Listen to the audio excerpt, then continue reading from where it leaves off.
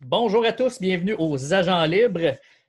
Aujourd'hui, on a un invité aussi, je ne veux pas dire aussi connu, mais il est quand même dans sa branche, il est connu. Il est connu dans sa branche. Je pense que vous allez apprendre à le connaître comme moi, en fait, parce que je l'ai rencontré une fois. David ne le connaît pas, fait qu'on va apprendre à le connaître avec vous. Mais avant d'aller à notre invité, David, comment ça va? Ça va bien, merci. Toi, JF? Ça va très bien. Je vois que tu es habillé de rose et de flamand. Ouais. Arrive du Costco, on s'est mis beau. C'est correct, ça, David. Tu as le droit de temps en temps là, d'être beau. Merci, Stéphane. David, on a eu des beaux podcasts dernièrement. Ça a monté en flèche. Là, comme j'ai dit auparavant, on est passé de 300 vues à plus de 8000 vues pour certaines vidéos.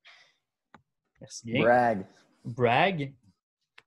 Juste rappeler aux gens, avant de passer à notre invité, que toutes les Spotify de ce monde, les Balados Québec, qu'est-ce qu'on a? Les iTunes, YouTube, évidemment, Google Podcasts, on est sur Deezer maintenant.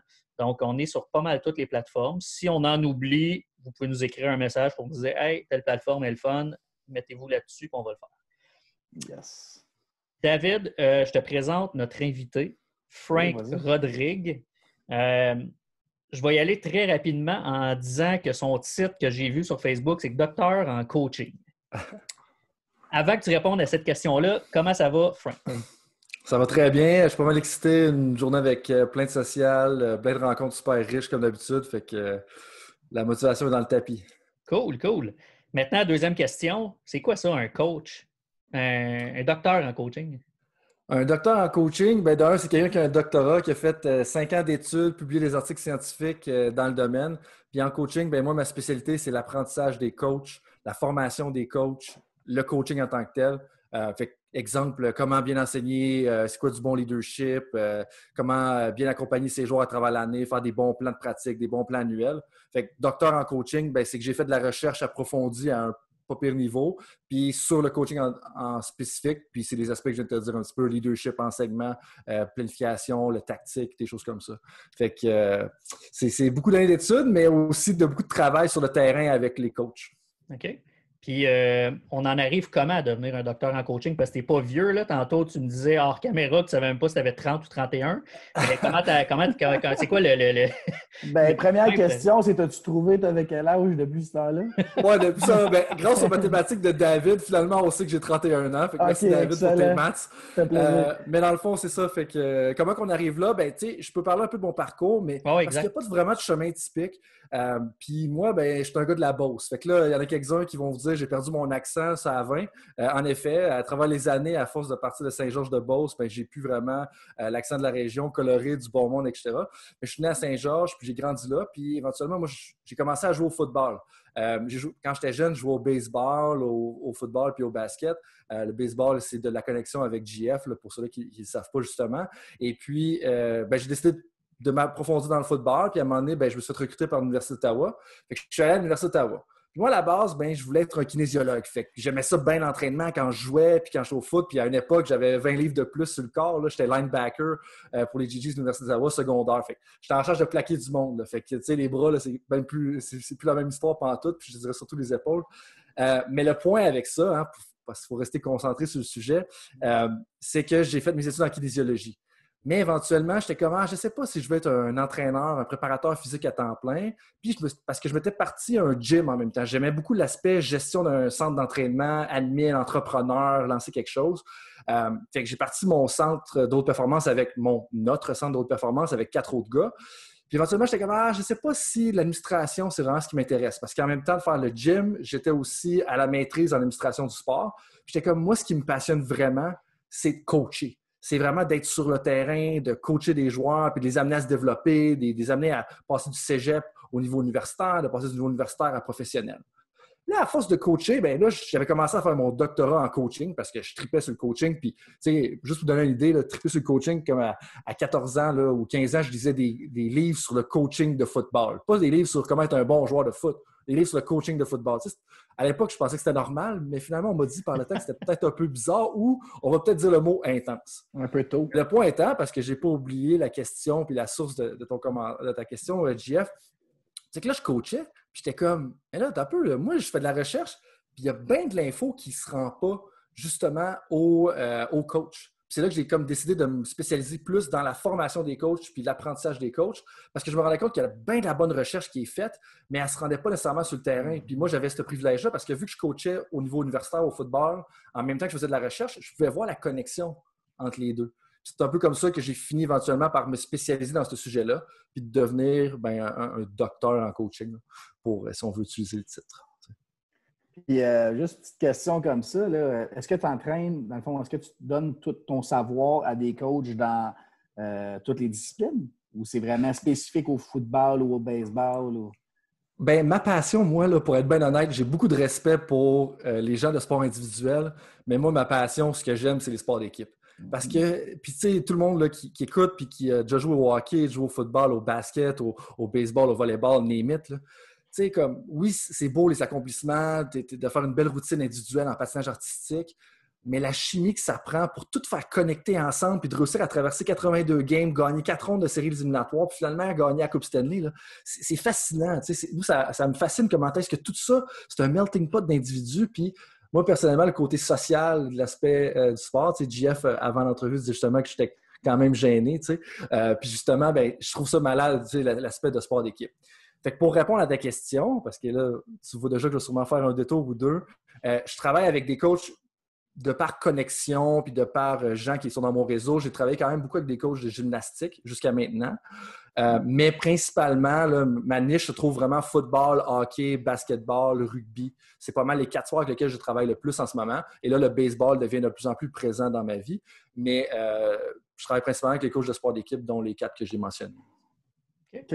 Toi, tu es à ton compte et les équipes t'appellent pour te recruter ou tu es un service public qui est offert un peu partout au Québec? Ou... Ben, dans le fond, c'est mon... Dans le fond, je suis à mon compte comme travailleur autonome, puis je fais ça. J'enseigne des cours à l'Université d'Ottawa. Pour rester connecté à l'université, enseigner, j'aime quand même beaucoup ça. Puis en même temps, ben, 66% de mon temps, là, 2/3 de mon temps, c'est vraiment travailler sur des coachs. Fait qu'il y a des coachs individuels qui m'embauchent. Il y a aussi des universités, exemple, qui vont m'embaucher, ou il y a même des organisations comme ça peut être Gymnastics BC, ça peut être Sport Atlantique qui vont m'embaucher pour aller faire des conférences ou travailler avec certains de leurs staff. Fait que ça va dépendre un petit peu. Je prends des contrats aussi en mesure qu'ils viennent. Fait que... Cool. Fait que toi, mettons, comme là avec Baseball Québec, je prends cet exemple-là parce que c'est plus proche de moi, mais ils t'ont engagé, puis je veux dire, tu étais dans un bureau quand je t'ai vu. Là, tu analysais des choses. Tu n'étais pas sur le terrain nécessairement avec les coachs ou en train d'évaluer ce qu'ils font. Fait que c'est quoi un peu ton processus de travail? Bien, là, c'est sûr que le mandat avec Baseball Québec, il y a quand même une grande envergure. Puis je dois féliciter le leadership de la fédération. Là. Dans le fond, pour mettre les gens en contexte, la Fédé, comme ce qu'ils ont décidé, c'est que, OK, on fait des bonnes choses, le baseball au Québec. Depuis 2008, l'augmentation de la participation, puis je pense que tu le sais très bien, JF, là, c'est incroyable. presque 35 000, je pense, baseballeurs ou baseballeuses. 35 000, ouais. Dépassé de 35 000 depuis ça. Fait que là, ça. Mais ils se sont dit, OK, là, comme est-ce qu'on a beaucoup de joueurs, mais est-ce que la structure de développement pour amener des athlètes à passer au prochain niveau puis à passer au niveau est bonne? Fait qu'ils se sont dit, puis de ce que moi j'ai compris, puis c'est ce que je dis à tout le monde, c'est oui, il y a des bonnes choses qui se passent en ce moment, mais il y a sûrement des choses de mieux. Fait qu'ils se sont dit, on va amener un avis externe pour justement voir est-ce qu'on peut mieux faire les choses. Puis c'est là que, dans le fond, puis là, je ne suis pas tout seul là-dedans, c'est moi puis André Lachance qui travaille là-dessus à revoir ça. Et puis, il y a plusieurs choses qu'on fait. Puis je te dirais que le mandat, dans ce cas-là, il y a beaucoup de petites tâches spécifiques, puis je ne pense pas qu'on va rentrer en détail. Mais normalement, moi, dans mon quotidien, qu'est-ce que je fais? Parce que je pense que c'est un peu plus dans cette direction-là que tu t'en allais, c'est que je vais faire des rencontres 1 à 1 avec les coachs pour revoir un peu leur enseignement, leur leadership, leur planif, leur enseignement de power play. Puis, moi, je connais rien au power play. Fait que mais dans le fond, avec mes connaissances, je peux les aider à peut-être mieux structurer le power play, à mieux le décomposer, puis à mieux le communiquer à leurs athlètes.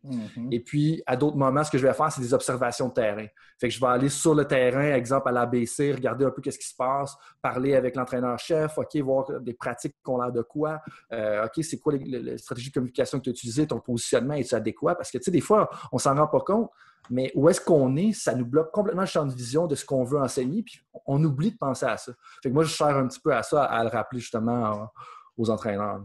Pendant que tu parlais, j'avais un petit sourire en coin parce que j'ai l'impression qu'il y a des gens qui t'ont écouté, qu'est-ce que tu viens d'expliquer, puis qui vont se demander, est-ce que le CH t'a approché? Le non, développement le CH des jeunes. le CH ne m'a pas approché encore. Peut-être que ça va arriver d'ici l'année prochaine, dans 5 ans, dans 10 ans.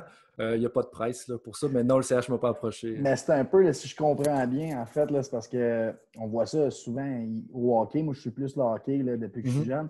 Ils vont dire, pour telle population de Finlandais, au repêchage, il sort un pourcentage incroyable de joueurs. Ça, c'est le système de développement. C'est tout le hockey mineur qui est mieux structuré, qui fait qu'ils sortent plus de jeunes. On essaie de copier des systèmes déjà existants, comme les États-Unis là, qui font une équipe de développement tout ensemble, qui jouent ensemble comme des universitaires. Puis c'est un peu ça, qui sont des idées que tu peux amener, tout ce type d'idées-là.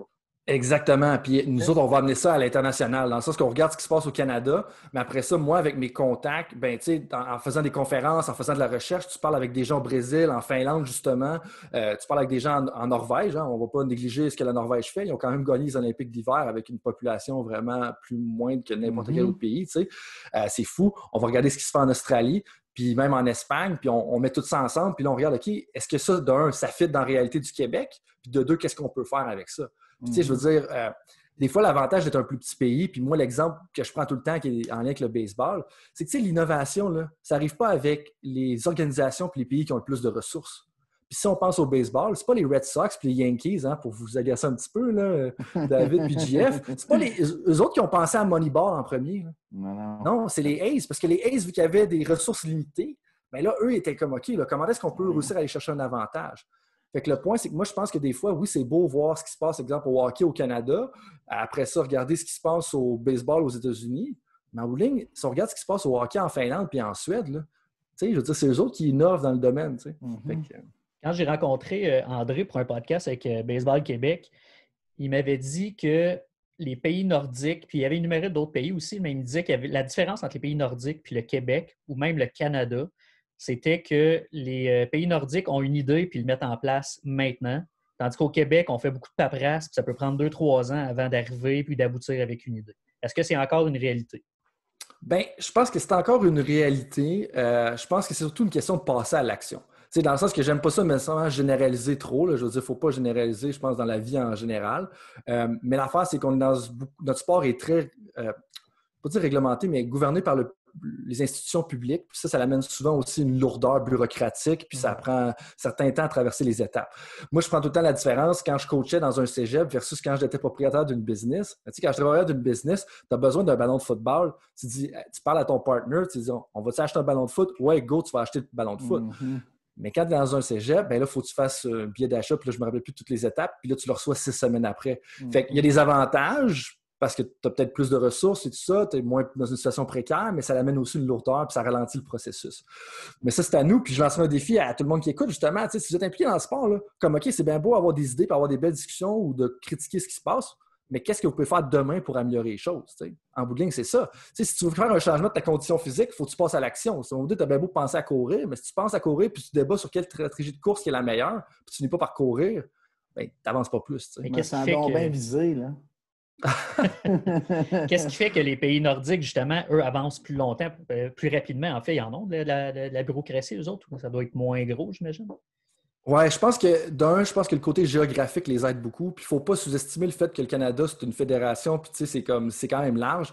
Par exemple, si tu parles au responsable, qui est un de mes collègues là, que je parle 4-5 fois par année, justement, en Finlande, justement, dans la fédération de hockey, bien, tu sais, lui, il est centralisé, je ne me rappelle plus dans quelle place, mais on va dire, mettons, je pense que c'est dans le coin de Virumaki, qui est une ville sensiblement 2 heures au nord. C'est la distance à peu près entre moi, je ferais ça quasiment en Trois-Rivières puis Québec ou Trois-Rivières, Montréal, là, peu importe comment tu veux le prendre puis à quelle vitesse tu chauffes. À peu près ça, tu sais. Mais ça, c'est la distance, à équidistance entre toutes les villes importantes de la Finlande. Fait que lui, il dit, je veux faire un congrès de tous mes formateurs de coach ou tous mes responsables de hockey. Boum, ils les ramènent puis ils envoient, ils font ça en une journée. Tout le monde au Canada, tu sais, si tu veux faire ça au hockey, là, bonne chance de rassembler l'Alberta puis le Québec en même temps. Là. Effectivement. Ça ne sera pas le pays au complet en même temps, probablement. Ça peut... Probablement. Puis tu fais ça depuis quand, toi? Bien, officiellement, depuis 2017, je fais plus de la consultation de coach, mais c'est sûr que là, j'ai fini mon doctorat en novembre 2019. Fait que c'est quand même récent. Là, ça fait à peu près 7-8 mois, si mes maths sont mieux que tantôt, au niveau que j'ai fini mon... T'es en plein dedans. Ouais, ça va. Fait que j'ai fini mon doc. Fait que là, ça commence à débloquer aussi en même temps. Puis il y a beaucoup plus d'engouement puis de personnes avec qui je vais travailler parce que là, je fais ça à temps plein. Tu sais, quand tu enseignes des cours, tu fais ton doc, tu travailles aussi à temps partiel, puis tu as une petite fille de 18 mois. Ça peut être un beau challenge sur ton agenda. La compagnie s'appelle comment? Vas-y. La compagnie, c'est Better Sport, puis les gens peuvent le trouver sur bettersport.ca, donc bettersport.ca. C'est un nom anglophone parce que je suis fier de mes racines francophones, mais juste parce que ça permettait plus de résonance à l'échelle mondiale. Ouais. Je veux dire, il faut quand même se dire les vraies choses. L'anglais, c'est pas mal plus la langue internationale que le français, mais les services sont offerts en français aussi, bien entendu. Est-ce qu'il y a beaucoup de docteurs en coaching au Québec? Au Québec, je te dirais que j'en connais pas nécessairement beaucoup. Ça dépend parce que moi, j'ai décidé le type de docteur en coaching parce que ça dit ce que ça dit, mais tu sais, en réalité, c'est docteur en activité physique spécialisé en sciences du coaching ou quelque chose comme ça. Là, fait que c'est un petit peu trop de mots, là, on va se dire les vraies affaires. Tu sais, tu as quand même dans le fond, tous les professeurs en coaching, soit à l'Université Laval, à l'Université de Montréal, ça naît des docteurs en coaching. Tu penses à Andrea Woodburn, à Guylaine Demers, tu penses à Martin Roy à l'Université de Sherbrooke, qui est un très calé justement en planification. Ils ne se diraient sûrement pas des docteurs en coaching, mais ils ont des connaissances là-dedans aussi.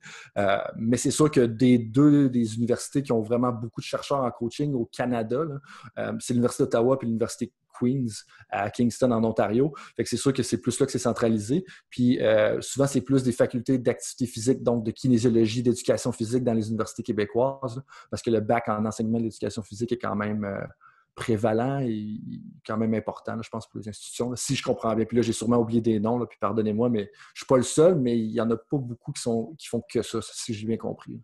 Okay. Puis si, dans le fond, là, moi, je m'appelle David Corbeil, je coach une équipe de baseball demain. Puis je me dis, j'aurais besoin d'un gars comme Frank qui va me montrer comment peaufiner mon leadership et peu importe les stratégies ou tout ce que tu touches. Ouais. C'est communique directement avec toi, en fait. Là. C'est privé, c'est Better Sport, c'est toi. Exact. Ben, c'est moi. Puis là, c'est du temps avec nous, c'est ça? Ouais, excuse-moi de t'avoir coupé. Non, c'est mais oui, c'est ça, justement. Dans le fond, ils peuvent me contacter. En ce moment, vu que les demandes commencent à augmenter, j'ai d'autres personnes qui travaillent avec moi, dont André Lachance, puis Jonathan Lanier, là, qui est aussi à l'Université d'Ottawa. Fait que c'est genre délègue certains contrats, mais ils peuvent me rejoindre directement à frank@bettersport.ca. Puis moi, je réponds au direct. Puis je veux dire, je réponds à tous mes courriels. Là. Je ne suis pas le genre de personne qui va faire semblant de ne pas avoir lu ton courriel, mais des fois, donnez-moi au moins 24 heures. Là. Mais tu comprends ce que je veux dire? Puis oui, tu sais, comme en ce moment, c'est moi. Si ça grossit, ça grossit. Si ça ne grossit pas, ça ne grossit pas. Il n'y a pas de presse dans la vie. Je pense qu'il faut prendre son temps à bien faire les choses.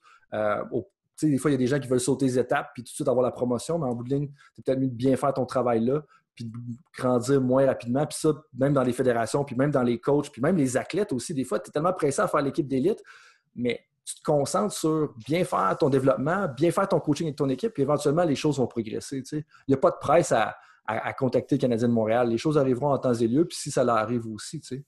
Ouais. Comment est-ce que tu es perçu quand tu arrives dans l'environnement d'une équipe? Là, ce que je veux dire, c'est que tu as... là, je prends ça comme exemple, encore une fois, l'ABC. L'ABC, les joueurs sont là, ils ont leurs coachs qui sont c'est les meilleurs coachs au Canada, probablement. Parmi les meilleurs coachs au Canada. La fédération t'invite à venir regarder ça. Là, tu as les joueurs qui te regardent comme c'est qui lui. Tu as Max Hock qui est entraîneur qui aime OK. Lui, il va me dire comment coacher. tu as Yannick Desjardins, tu as tous les autres coachs. Comment tu es reçu dans un environnement comme ça? Bien, généralement, très bien. Pour vrai, j'ai pas eu vraiment de problème. D'un, je vais faire une petite pause là, parce qu'avoir su que David avait une consommation épicée, moi aussi, j'aurais amené un petit verre de whisky. Mais ceci étant dit, ça dépend vraiment, généralement, très bien perçu, mais ça dépend si c'est l'entraîneur. Parce que les entraîneurs, quand ils viennent me voir, c'est parce qu'ils sont déjà ouverts à ça. Tu sais, si JF ou Dave, là, demain, vous venez me voir, là, ben, tu sais là, que c'est comme je veux me faire aider. Tu es quand même ouvert à dire que je te donne des conseils. Mais l'affaire, c'est que ça dépend aussi quand c'est la fédération ou une organisation. Fait que si tu es une université qui m'embauche ou tu es une organisation qui embauche, puis tu te dis « Hey, toi, tu vas travailler avec tel coach », et là, des fois, il y a plus de séduction à faire, puis au début, on va se parler, puis on va expliquer. Mais l'affaire que moi, je tiens, puis qui est importante, puis ça, je pense que c'est comme dans n'importe quoi dans la vie, tu sais. Quand tu te fais évaluer, c'est difficile après ça d'être ouvert à l'apprentissage, parce que tu as l'impression que je me fais donner une note comme à l'école. Mais moi, j'ai dit, puis ça, j'ai déjà eu on va dire des argumentations, mais il faut mettre son pied à terre à un moment donné. Tu sais. Je dis, là, si vous m'embauchez pour évaluer ton coach et dire s'il est bon ou s'il n'est pas bon, c'est pas moi que ça te prend. Moi, c'est pas même chance. Mais si tu m'appelles pour que j'aide tes coachs puis que je les aide à se développer, bien, ça va me faire plaisir. Mais je ne vais pas te dire est-ce que tu devrais le garder ou tu ne devrais pas le garder, puis ça, c'est pas correct. Puis je comprends des fois que dans un sport compétitif, c'est un environnement de performance. Là. Puis je comprends ça. Là. Puis tu sais, je veux dire, j'aime gagner, j'aime compétitionner, puis ça me drive encore aujourd'hui compétitionner. Tu sais. Mais en bout de ligne, les gens, si tu veux apprendre, il ne faut pas que tu te sentes évalué et faire comme OK, je vais avoir une telle note à l'école. Tu me suis un petit peu ce que je veux dire? Ouais. Fait que généralement, très bien perçu, mais quand c'est la fédé, il y a quand même un peu plus de travail d'expliquer ce que je fais. Puis moi, je l'articule comme ça justement au coach. C'est comme OK, donc je suis là pour t'aider. Puis l'affaire aussi que je veux dire, puis je reviens à l'exemple du power play tantôt. Tu sais, tantôt, moi, j'ai jamais joué au hockey de ma vie, là, puis j'ai de la misère à breaker à gauche. Okay? Puis c'est vrai, j'hésite tout le temps quand je joue dehors, là, pour les fois que je joue, je fais tout le temps exprès de breaker de l'autre bord. Fait que, mon talent hockey est très. Juste qu'elle sache, Frank, moi, je joue au hockey depuis 15 ans, puis j'ai encore de la misère à breaker d'un bord. Fait que fais-toi-en parler. OK, ben, pour moi, je me sens mieux en ce moment. Je me sens mieux. Fait que si je comprends, Dave, toi, t'es là pour nous mettre confortable. J'aime ça. Exactement. Puis, fait que c'est ça, tu sais. Puis, où est-ce que j'en étais avec ça, justement? Ben, tu parlais de powerplay. Oui, fait qu'exemple de powerplay, comme moi, je ne connais pas le powerplay. Là, je commence à connaître un peu les termes, tu sais, l'overload, le 1-3-1, puis là, est-ce que tu veux le spread powerplay ou des choses comme ça? Mais je ne peux pas enseigner à un joueur comment décider ce qu'il va faire avec la puck quand il est sur l'aile, sur le bord de la bande, puis là, tu vas faire à qui? Mais je peux aider le coach. Puis le point avec ça, c'est moi, je peux te dire, bien, Dave, c'est le coach de hockey, c'est toi l'expert. Tu es l'expert du hockey, tu es l'expert de tes joueurs. Moi, je vais être là pour te guider, te poser des questions, t'amener du contenu, te faire réfléchir. Puis ensemble, on va trouver la meilleure solution. Puis c'est comme tu prenais l'exemple de Max tantôt. Je ne connais pas plus le baseball que Max, puis je ne connaîtrai jamais le baseball plus que Max. Mais par exemple, je peux lui apporter de l'information que lui, il n'a pas le temps de chercher.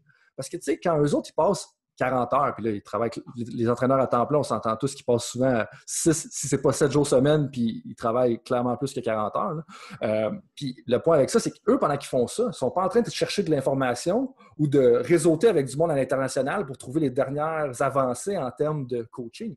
Fait que là, moi, j'amène ça en plus de leur expertise du sport, puis là, on met ça ensemble, puis là, c'est magique ce qui arrive par après. Puis je pense que quand je leur explique ça, ils ne se sentent pas menacés parce qu'en bout de ligne, puis il n'y a aucun lien à menacer. D'un, je suis là pour aider, puis de deux, je ne connais pas plus le sport qu'eux autres. Okay.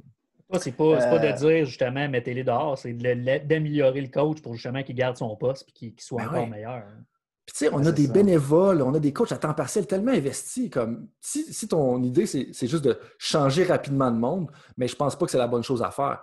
Ton idée, c'est d'investir dans ton monde puis de dire OK, JF, comment est-ce qu'on peut en prendre soin? Dave, comment on peut en prendre soin? T'sais? Je pense que ça, c'est la voie de l'avenir aussi. Tu ne peux pas changer le monde à vitam aeternam. Là, non, c'est ça. Puis ils mettent des gens en poste, les garder.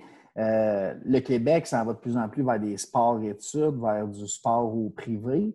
Je pense que c'est un marché qui va être grandissant pour toi là, en allant à ce côté-là. Pas besoin de passer par des Hockey Québec qui est rendu du hockey scolaire. Ça débloque probablement des budgets pas mal plus rapidement pour engager un gars comme toi et aller former des coachs qui vont finalement être payés au lieu d'avoir des bénévoles. Bien, je ne peux pas m'avancer. C'est intéressant comme analyse. Je ne peux pas m'avancer nécessairement là-dessus, sur ça va être quoi l'impact sur mon entreprise à moi en tant que telle. Mais je pense que des fois, tu te dis, hey, je vais payer un coach à temps plein, pourquoi je ne vais pas mettre un petit 2% de côté pour justement l'aider à mieux faire son travail? Je ne sais pas si c'est un peu dans cette direction-là que tu t'en oui, c'est investir au lieu de dépenser. Le gars veut le faire, on le paye un montant X, un peu comme quand on se fait engager pour être n'importe où. On a une formation qui vient avec ça. Là. Il y a l'investissement qui est fait là pour former la personne comme tu veux qu'elle coach. Fait uniformiser un peu là, le rendement qui va être donné aux joueurs. Ouais, puis il y a un coût à changer. Tu sais, si demain, Dave, je te mets dehors, puis je veux dire, comme, tu sais, à un moment donné, je vais rembaucher quelqu'un d'autre. Il faut voir que je fasse une autre formation, ça prend du temps à embaucher. Fait que des fois, on oublie ce coût-là. Tu sais. Puis des fois, moi, je me dis, puis c'est ça que j'aime, il y a une personne, une directrice quand même bien placée dans le sport, je travaille avec, puis elle a dit, non, moi, comme je crois, je veux développer mes gens, je veux qu'ils gardent à long terme, puis je veux faire des plans de développement avec eux autres. Puis ça, je suis comme, wow, tu sais, elle a dit, ça, c'est notre dernier recours, là, c'est notre dernier recours mettre les gens dehors. Puis je suis comme, c'est ça que tu veux entendre, tu sais. Puis quand toi, tu es un employé, imagine comment tu te sens valorisé dans ce temps-là, tu sais. Tout à fait. Si je ne me trompe pas, le 20 juin dernier, vous avez tenu un événement qui s'appelait Time Out Conference, Your Turn to Learn. C'était toi, André Lachance et Wayne Parrow. Si tu peux me parler un peu de Wayne Parrow après, parce que je ne le connais pas nécessairement. Tu peux parler d'André Lachance aussi, parce que les gens ne le connaissent pas nécessairement non plus. Juste me parler de l'événement et des deux personnes qui étaient avec toi. Bien, l'événement, dans le fond, c'était quelque chose qui a commencé il y a 6 semaines, ou en fait 7 semaines rendues aujourd'hui, où est-ce qu'on s'est dit, hey, il ne se passe pas grand-chose dans le coaching, il n'y a pas de conférences en ce moment, toutes les conférences sont annulées, on fait de quoi? Puis on a dit, OK, qu'est-ce qu'on fait? Bien là, on s'est dit, hey, on va faire une série de TED Talks du sport. Fait qu'en bout de ligne, de 9h jusqu'à 3h l'après-midi, il y a 17 présentateurs, conférenciers, on pourrait dire de calibre international, qui sont venus, puis ils parlaient de différents sujets comme le leadership, le développement des athlètes, name it, le well-being des coachs, donc le bien-être des entraîneurs, plein de sujets comme ça. Et puis, c'était une série de 17 TED Talks, mais orientés sur le sport virtuel, où est-ce que les jeunes nous parlaient de leur sujet d'expertise. Il y en a un qui était même là pour parler justement de l'importance du sommeil pour la performance. Tu avais Jean-François Ménard, que plusieurs, je pense, personnes au Québec vont connaître. Là. C'est le préparateur mental de Michael Kingsbury, puis je ne vais pas dire d'autres noms juste pour pas me fourvoyer. Laurent Duvernay-Tardy, par exemple. Et puis, il travaille avec eux. Fait que là, il partage un petit peu ses secrets de préparation. Fait que ça, c'était super intéressant. En bout de ligne, donc, c'était un événement, une série de TED Talks en lien sur le sport, principalement le coaching, de 9h à 5h. Il y a eu 1123 personnes qui ont regardé soit en direct ou en direct les deux, mais soit de façon interactive sur Zoom ou sur le stream sur YouTube. Et puis, dans le fond, ça, c'est grâce au leadership de André et Wayne qui, eux, m'ont dit « Hey Frank, veux-tu embarquer? Tu as la compétence avec la techno, tu connais un peu le coaching, tu es avancé dans la recherche, viens nous aider. » Et puis, ça l'a levé. Puis, tu sais, d'organiser un événement comme ça, littéralement, là, du début à avoir l'idée, à la faire, ça a pris à peu près 6 semaines, 7 semaines. Je ne veux pas dire de mentir non plus. Mais c'était quand même assez intense. Ça s'est super bien déroulé. L'horaire a été respecté au quart de tour. Je pense qu'on a fini à 3h03 au lieu de finir à 3h pile. Quand tu as 17 personnes qui généralement te donnent des présentations de 1 heure en moyenne, c'est quand même un bel accomplissement. On est pas mal fiers de ça. Puis ça, ce time-out-là, est-ce qu'on peut le voir quelque part en date d'aujourd'hui? Oui, donc là, on ne peut pas le voir en date d'aujourd'hui, mais mercredi, le premier vidéo va sortir. Puis dans le fond, qu'est-ce qu'on a fait, nous autres, c'est on a dit, OK, là, les gens, il y en a certains qui ont perdu leur emploi parce qu'on est en pandémie. Les temps sont difficiles aux organisations. On dit, on ne changera pas. Fait que ça, c'est un événement qui était gratuit. Puis c'était ça l'idée. Mais l'affaire, c'est que vu que c'est gratuit, nous autres, il fallait quand même défrayer les frais d'accueillir un webinaire en ligne, plus le site web et toutes ces choses-là. Fait que ça, on avait quand même des coûts. Puis on a demandé à nos speakers, regarde, on va faire quelque chose de gratuit pour les coachs, pour comme créer de l'engouement, pour créer de l'entrain, partager de l'information qui est quand même exclusive. Mais on a demandé à nos speakers de donner leur temps gratuitement. Puis, tu sais, Jean-François Ménard, comme tu le fais venir, puis excellent présentateur, puis tu regardes la liste en général, là, je prends ce nom-là parce qu'il est connu plus au Québec. Ces gens-là, tu les fais venir pour des présentations d'1 heure, là, ça ne coûte pas 3 $. On va juste se dire ça. Mais ces gens-là ont dit, hey, ça va nous faire plaisir. Tu sais, on avait un conférencier qui a travaillé pour Pepsi, qui vient de l'Australie. Tu sais, comme normalement, ça aurait coûté quand même quelques sous, tu sais, le faire venir, mais il a dit, je vais donner mon temps gratuitement, ça me fait plaisir, mais tant que vous ne retirez rien, puis tout ça, puis le contrat, c'était, l'engagement, c'était, je vous donne la présentation comme live, mais j'aimerais ça que vous ne la partagez pas par après parce que je veux que les gens me consultent si jamais ça. Puis on a fait comment? On peut respecter ça. Tu prépares une présentation, ça coche, tu donnes ton temps gratuitement, comme on ne va pas le mettre. Mais la bonne nouvelle pour les auditeurs, c'est qu'il y a 8 présentateurs qui ont accepté de partager leur présentation. Et puis, à partir du 1er juillet, puis là, c'est la première fois que je le dis publiquement, donc vous avez une primeur. C'est même pas annoncé aux gens qui ont assisté justement à la conférence, mais le 1er juillet, le premier vidéo va sortir. Et puis, à partir de ce moment-là, à chaque 2 semaines, on va relâcher, releaser un vidéo de la présentation de ceux qui nous ont permis justement de partager leur présentation. Fait que ça, puis dont le premier, c'est Rick Charlesworth. Puis pour ceux qui ne connaissent pas Rick Charlesworth, il a coaché au cricket et au field hockey, fait qu'au hockey sur gazon, et il a remporté 6 médailles d'or dans, je pense, une combinaison aux Olympiques comme coach. Puis il est reconnu comme coach, puis pour ceux qui ne le savent pas, là, mettons, tu faisais un cycle quadriennal là, de 4 ans pour les Olympiques, tu allais avec lui. Fait que, mettons, tu étais un avant sur son équipe. Mais là, il disait, si tu veux revenir avec moi la prochaine fois, tu peux revenir, mais tu es obligé de changer de position. Fait que là, c'est quand même fou. Tu te dis, hey, tu joues au hockey, là, combien de fois tu as vu demander un centre? Mais tu sais, lui, il faisait ça parce que ça challengeait les athlètes, ça augmentait leur intelligence sportive. Ben oui. Fait en tout cas, c'est fascinant. Tu sais. Fait que ça, c'est le premier qui va sortir, là, puis ça va sortir mercredi. Là, c'est le processus d'édition va bien. Cool. Et c'est sur YouTube, ça, tu m'as dit? Est-ce qu'il y a une page YouTube? C'est-tu Better Sport? Oui, c'est la chaîne YouTube Better Sport. Puis c'est pas mal c'est ça. OK, c'est intéressant. C'est sûr, je vais aller voir ça. Est-ce que, rapidement, est-ce que tu veux nous parler de ceux qui étaient avec toi, André Lachance puis Wayne Parrow? Un peu ce qu'ils font, puis... Oui, bien dans le fond, je pourrais en parler longuement parce que c'est leur impact dans le système sportif canadien, c'est assez massif. Donc, André Lachance, je vais commencer par ça. Bon, André, dans le fond, je l'ai rencontré parce qu'il m'a enseigné à l'Université d'Ottawa, donc en 2010. Et puis, on est resté en contact avec tout ça. Fait que c'était un entraîneur de l'équipe de baseball nationale féminine pendant 15 ans. En plus de ça, il a été l'entraîneur l'année passée avec l'équipe nationale de baseball féminin en France. Puis, ils ont gagné justement leur première année, ils ont gagné le championnat européen. C'est quand même intéressant. Le coaching a sûrement eu un impact là-dessus. Mais en plus de ça, il a fait des présentations conférenciers dans plusieurs pays dans le monde, en plus de faire des formations aux entraîneurs dans des pays au Moyen-Orient. Il a travaillé avec la NHLPA quand c'était le temps de faire, avec Dr. Samuels, quand c'était le temps de négocier un peu l'idée de la bye week, puis de comment est-ce que c'est important de penser au sommeil des athlètes et des choses comme ça. Travailler avec la MLB, travailler avec UNESCO, la Fédération de football française aussi. Donc, c'est ça. Fait qu'André a une grosse impact. Il voyage un petit peu à travers le monde, puis c'est un gars d'idées, puis il y a beaucoup d'idées. Puis ce qui est intéressant, c'est un peu ce qu'on disait tantôt. Puis moi, j'ai appris ça de lui, puis on en parle tout le temps ensemble, puis on communique justement à chaque jour. Mais tu sais, c'est bien beau avoir une idée, là, mais passe à l'action, puis pas obligé de faire ça big en partant. Puis là, I guess qu'on a un peu défait notre paradigme. Ce qu'on disait en faisant time-out, en faisant 6 heures, on aurait pu faire 1h30 au lieu de faire 6 heures de conférence. Mais bon, ça, c'est une autre histoire. Mais l'idée, c'est tu as une idée, passe à l'action, puis fais une première version, puis même si ta première version n'est pas parfaite, après ça, tu l'amélioreras. Mais au moins, la balle est partie. Tu sais. Ça vient beaucoup de lui, puis son impact est incroyable sur le système sportif canadien. C'est un peu comme nous autres avec les agents libres, ça, exactement ça que je pensais. En fait. Qu'est-ce que tu veux dire avec ça? Ben, en fait, c'était pas mal. Hey, tu veux-tu faire un podcast? Hey, finalement, j'ai le temps, on fait ça. Faites ça sur le coin d'une table premier soir, puis depuis ce temps-là, ça déboule. On est plus loin qu'on pensait être là, au jour 1 où ça a sorti. Puis on se peaufine aussi. Là, à chaque épisode, il y a quelque chose de nouveau qui ressort qu'on pourrait améliorer. Ça fait que ça ressemble pas mal. L'idée de base, c'était pas de faire des entrevues avec des gens. C'était un peu de jaser sport, puis s'obstiner, puis mettre ça en ligne pour nos chums. C'était ça la base. Ben, on peut s'obstiner si tu veux aussi. Mais j'ai une petite question pour toi. Moi, je veux pas. Ah, mais vas-y. On va parler de Wayne Parrow, par exemple. Faut parler de Wayne. Parle de Wayne, après ça, je vais garder ma question. Wayne, c'est un gars qui est un peu plus, comment je dirais, silencieux, qui passe dans l'ombre parce que moi, j'ai quand même une facilité à m'exprimer en public. Tu sais. Puis André, il a des idées, puis il est tout le temps prêt à challenger le monde, puis tout ça. Fait que Wayne est un peu plus réservé, mais Wayne a été instrumental dans le sens que c'est tellement un chic type, puis qui est conscient un peu de ce qui se passe dans le coaching féminin, dans le coaching masculin, dans les communautés en tant que tel. Il pense à tout le monde. Puis je pense que Wayne, dans le fond, il a été un entraîneur universitaire au hockey pendant un certain temps. Après ça, il a coaché le baseball avec André, de là la connexion. Et puis là, il travaille comme consultant pour la formation des coachs pour l'Association canadienne des entraîneurs.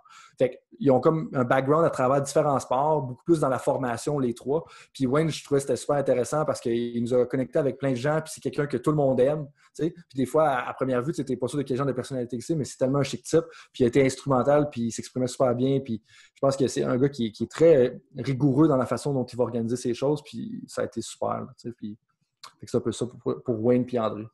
Cool.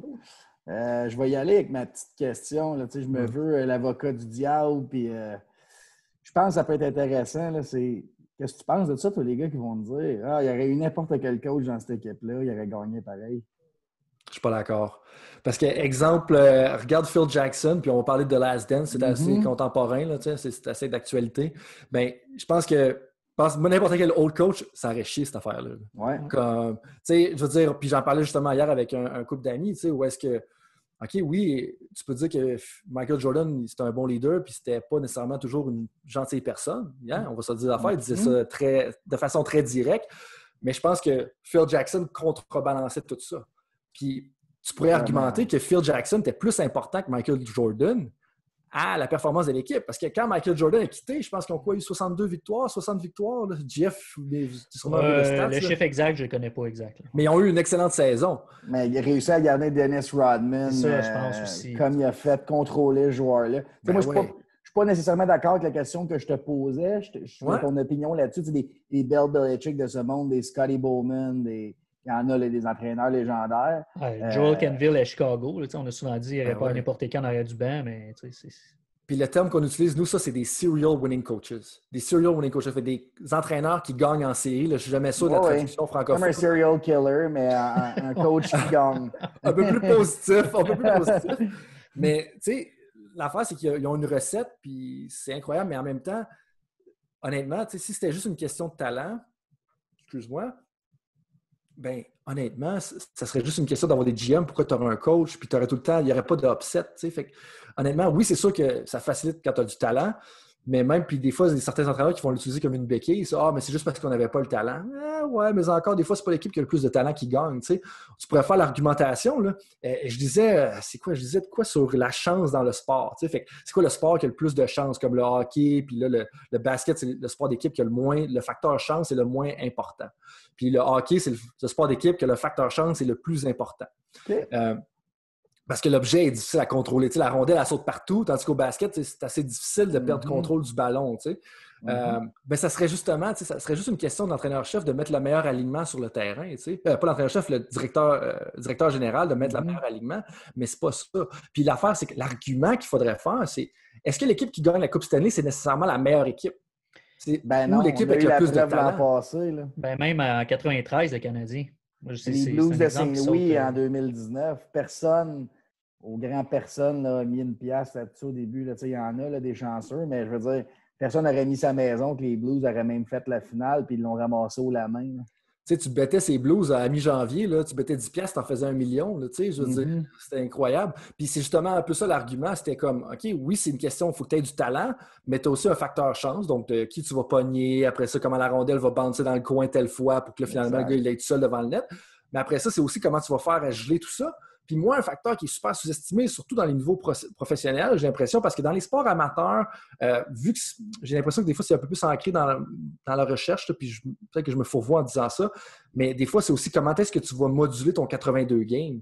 Ou est-ce que tu vas voir piquer dès le début de l'année puis avoir des gros débuts de saison, comme un peu à l'époque de Michel Therrien avec le Canadien. Les débuts de saison étaient toujours excellents. Puis je lève mon chapeau à Michel, le coach à Montréal 2 fois, je veux dire, pas facile, on s'entend là-dessus. Là. Mais après ça, aussi, tu crashes par la suite, mais il y aurait peut-être eu moyen d'agencer ta saison différemment pour faire un peu plus comme les Blues. Mais là, en même temps, tu vas-tu perdre ta job d'ici ce temps-là? Fait que, là, t'es comme, qu'est-ce que tu fais? Mais aussi, est-ce que les Blues avaient prévu être dernier au mois de janvier? Probablement pas. C'est beaucoup d'impondérables qui font aussi que quelqu'un gagne une Coupe Stanley au bout de la ligne. Mais oui, un coach va faire merger les gars ensemble. Puis t'es fait merger pour 5 games, c'est quelque chose. T'es fait merger pour 25 games, c'est un autre. Puis c'est là que, pour répondre à la question, moi, je pense que l'équipe qui gagne la Coupe Stanley, par exemple, c'est la meilleure équipe, mais pas dans le sens l'équipe avec le plus de talent. Pour moi, la meilleure équipe, c'est l'équipe qui a la meilleure cohésion, qui a la meilleure compréhension de jeu, le meilleur leadership et tout ça ensemble. Mais c'est pas l'équipe avec le plus de talent. Puis on l'a vu juste avec Columbus qui a battu le Lightning de Tampa Bay, je pense, il y a 2 ans. Ouais. Ça arrive que c'est la meilleure équipe, mais c'est pas tout le temps le cas, à 100% du temps. Exact. Frank, je ne sais pas si David avait une autre question. Je sais que Frank, tu as quelque chose après notre entrevue. Je pourrais te garder parce que pour vrai, c'est super intéressant. J'aime vraiment ça. J'ai plein d'autres questions, mais on va arrêter ça. C'est gentil, c'est gentil. Oui, non, je trouve ça bien intéressant parce que pour vrai, le coaching, là, la question que tu as posée tantôt de dire hey, si c'était n'importe quel coach, aurais-tu gagné? En boys, là, avec une bière, on peut s'astiner longtemps. On peut élaborer longtemps, oui. Oui, vraiment. Venant d'un docteur, c'est. Non, c'est assez intéressant. Ouais. Fait que Frank, je te remercie beaucoup pour ton temps. Oui, je pense que ça va faire jaser pas mal cette entrevue-là. J'ai bien aimé ça. Yes. Fait que je te laisse aller à tes trucs. Si jamais il y a de l'engouement et que le monde se stine autour d'une bière, on fera un round 2. Puis ça sera oui, exact. Exactement. Puis Puis on rentrera dans les questions directes, ça va me faire plaisir. Puis des fois, le coaching, ce qui arrive, c'est que c'est un peu comme des fois l'entraînement, c'est que tout le monde a un peu un avis, puis c'est normal parce qu'on est passionné de sport puis on aime ça. Exact. Mais tout le monde a ses propres théories, fait que des fois, puis tu sais, moi, j'ai pas les vérités absolues non plus, mais c'est intéressant des fois d'en débattre en public. Voir l'autre côté de la médaille, souvent, ça te fait ouvrir les horizons. Là. Puis moi, justement, en travaillant dans différents sports, ça m'a amené un peu à voir différents côtés de la médaille. Puis je pense que sans nécessairement avoir de vérité, à ce temps, j'ai tellement de perspectives en tête que des fois, tu te dis, ah, ben, avant, il y a des affaires que je pensais comme coach de football, là, puis c'était clairement pas ça la vérité. Tu sais. Puis là, à un moment donné, je me rends compte, ah, ouais, ben, finalement, il y a peut-être une autre perspective qui est super intéressante. Tu sais. Frank Rodrigue, un gros merci. Merci, hein. Merci de ton temps. Merci à vous autres, les boys. Salut. Salut.